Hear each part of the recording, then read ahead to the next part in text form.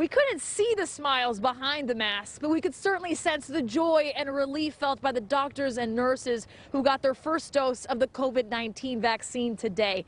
In 3 weeks, they'll get their second and final dose. But what we don't know is, will Bay Area hospitals be overwhelmed with COVID-19 patients by then? Step 1, wipe alcohol over the area where the needle will go. Step 2, inject the vaccine. Step 3, don't forget the Band-Aid. A simple routine, but one that carried historic significance for roughly 200 frontline workers at John Muir's Medical Center in Concord. I'm sure there's going to be some symptoms, but I think the good far outweighs the bad. Respiratory therapist Joseph Anderson is the man who shows up when patients need a ventilator. He says he feels it's his duty to set an example for communities of color that might distrust the vaccine. If you look historically, it is a valid concern.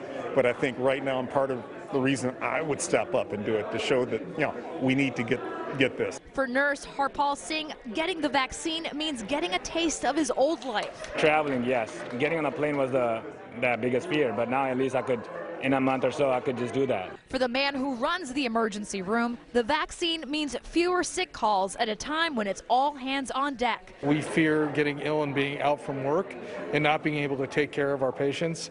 A spokesperson for John Muir Health says they've added hospital beds to the ICU as needed. Dr. Russell Rodriguez says even with this invisible layer of security, the winter COVID surge is far from over. We have weeks to months of a lot more hospitalizations, a lot more sick people, and so I think we'll all continue to be, have our guard. In Concord, Melissa Colorado, NBC, Bay Area News.